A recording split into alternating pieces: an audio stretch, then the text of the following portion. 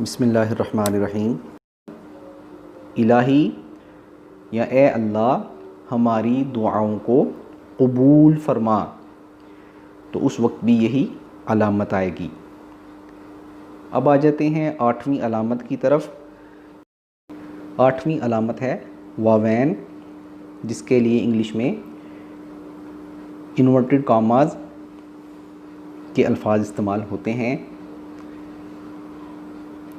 ये अलामत उस वक्त इस्तेमाल होती है जब किसी कौल, इक़्तिबास या किसी फरमान को हूबहू उसी तरह तहरीर किया जाए, यानी उसकी असली शक्ल में लिखा जाए, तो उसके इर्द गिर्द वावैन लगाते हैं। जिस तरह हम कहते हैं कायदे आज़म ने फरमाया काम काम और काम, तो कायदे आज़म का जो फरमान है काम काम और काम, इसके इर्द गिर्द हम वावैन को इस्तेमाल करेंगे। इसी तरह कोई कुरानी आयत है या कोई हदीस है, तो उसके इर्द गिर्द भी हम इसी तरह वावैन की अलामत लगाएंगे।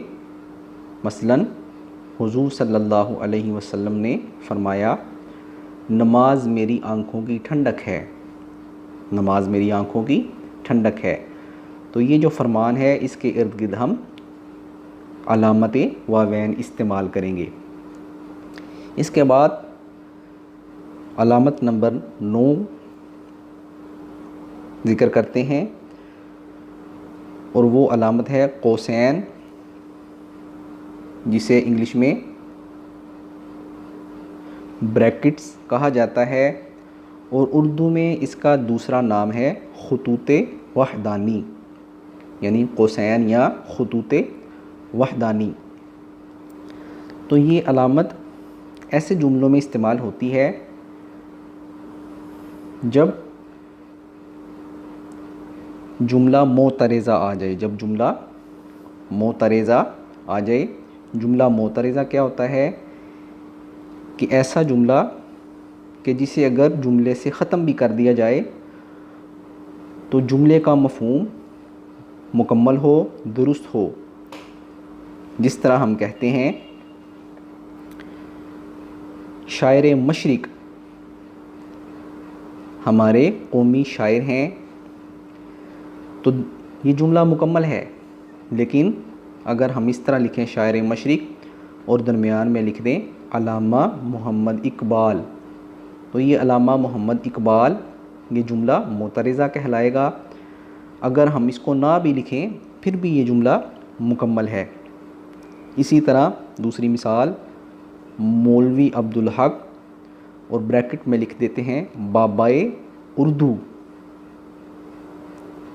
फिर ब्रैकेट ख़त्म करके हम कहते हैं कराची में दफन है, यानी मौलवी अब्दुल हक कराची में दफन है। तो दरमियान में हमने जो जुमला मोतरेज़ा इस्तेमाल किया है बाबाए उर्दू, इसको अगर ना भी लिखा जाए तो जुमला फिर भी मुकम्मल हो।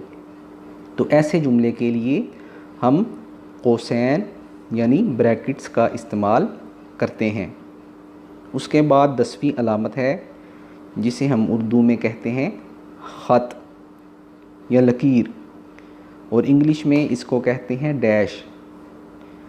तो ये अलामत भी कौसैन की तरह ही इस्तेमाल होती है। मसलन जुमला मोतरेज़ा के आगाज़ में या इसके इख्तिताम पर या किसी लफ्ज़ की तशरीह के लिए शुरू या आखिर में इस अलामत को इस्तेमाल किया जाता है। इसकी हम मिसाल देख लेते हैं। मसलन आपका बेटा, फिर हम एक ख़त खींचते हैं, आगे लिखते हैं हुज़ैफ़ा, फिर ख़त खींचते हैं और आगे लिखते हैं बहुत लायक है, यानी आपका बेटा हुज़ैफ़ा बहुत लायक है। इसी तरह दूसरी मिसाल देखते हैं कायदे आज़म रहमतुल्लाहि ताला अलैहि, आगे लाइन लगा लेते हैं अल्लाह उन पर रहमत करे, फिर लाइन लगाते हैं अजीम सियासतदान थे। अब जुमला देख लेते हैं। कायद आज़म अल्लाह उन पर रहमत करे अजीम सियासतदान थे। तो डियर स्टूडेंट्स, आज हमने रमूज़े औक़ाफ़ की जो बुनियादी 10 अलामतें हैं उनका ज़िक्र किया है और मिसालों के साथ उनकी वजाहत भी की है। तो मुझे उम्मीद है कि आपको आज के लेक्चर की समझ आ गई होगी।